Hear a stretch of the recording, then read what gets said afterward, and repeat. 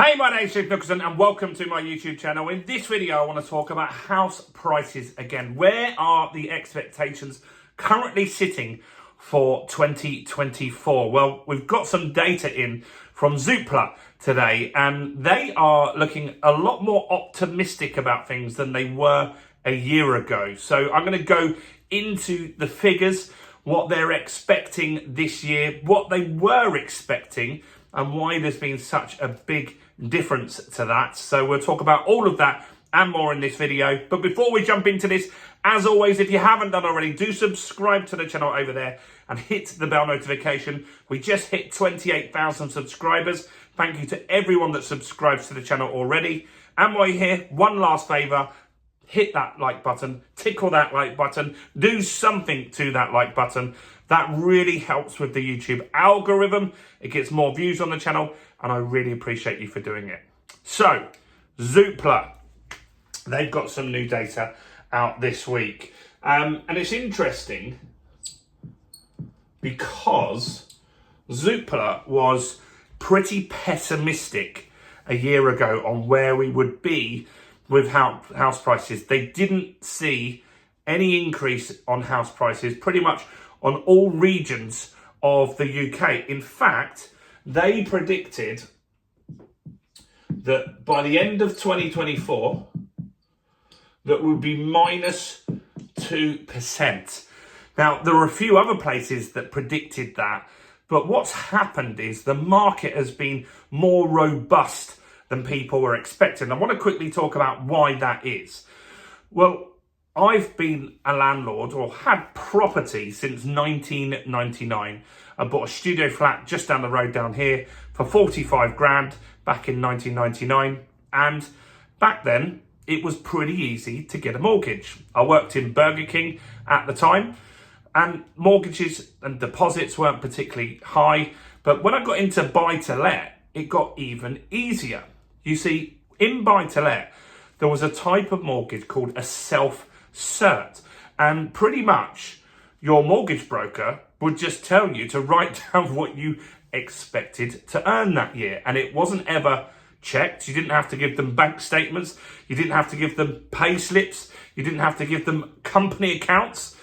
And you could just say, and people did, say that they were on 100 grand a year when maybe they were on 10 grand a year.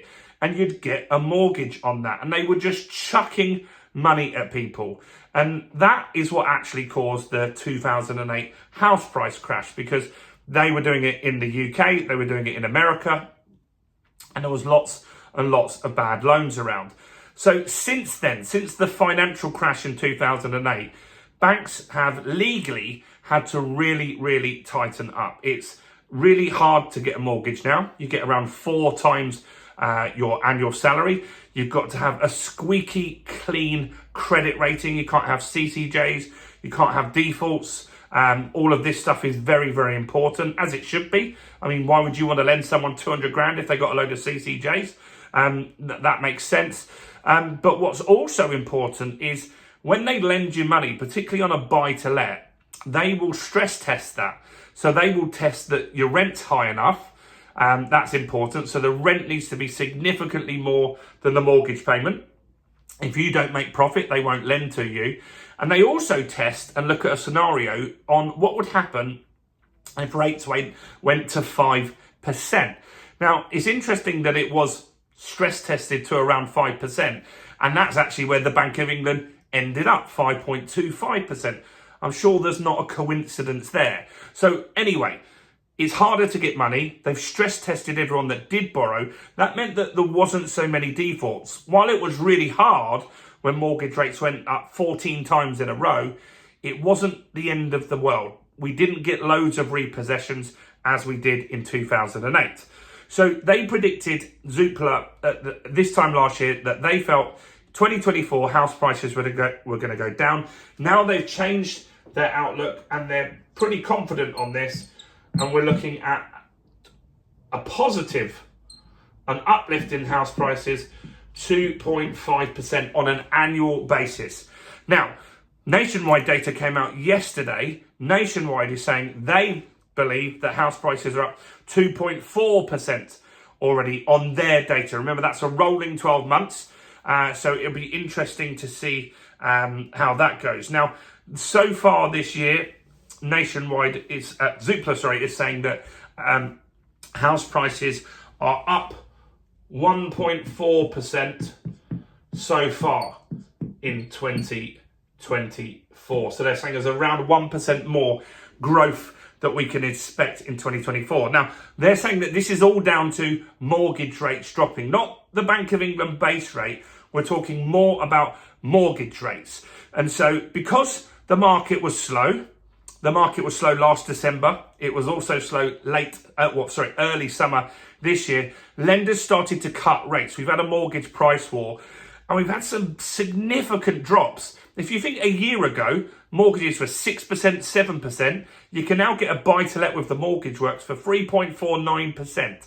That has meant that inquiries from buyers has increased in the last month or so by 25%. Now, doesn't mean they're all going to definitely buy, but what we also do know from the Nationwide data is that more mortgage applications have been going in, around 25%. More people have been getting approved for mortgages as well, and that means there's now more buyers in the market. We haven't had an influx of sellers that are desperate in the market as well, and so that means that it's likely that you're going to start seeing some house price growth. You're going to start seeing that momentum moving forward for the rest of the year. And I do tend to agree with that. I think there's a lot more positivity around the housing market since prices have gone down for mortgages. Now, we also know that in September, the Federal Reserve is likely to cut interest rates.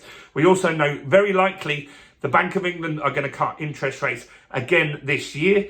That could lead to more mortgage rate cuts for you and I, and that will get more people into the market. So it's all pretty good. Now, there's also been some people that want to buy. They want to buy, they've been waiting to buy, and they've been waiting for something like this to happen. They've been sitting on the sidelines. They could afford a mortgage, they wanted to buy a house, but they didn't want to buy at peak interest rates and peak house prices as well. So now house prices have started to go back down.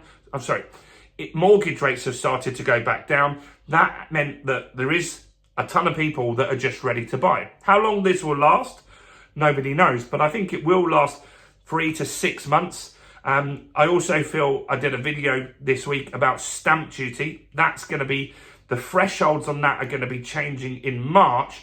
So I do feel that you'll have a lot of people that want to do deals, get those deals completed prior to March in order to save that money. I think that's something that we'll see as well. So do let me know your thoughts on Zoopla's data here. 2.5% house price increase by the end of 2024. Do you think that's realistic, or what's your guess? Where do you think we'll end up? Do smash like, do subscribe, do check out all the other content on my channel, including this video right here.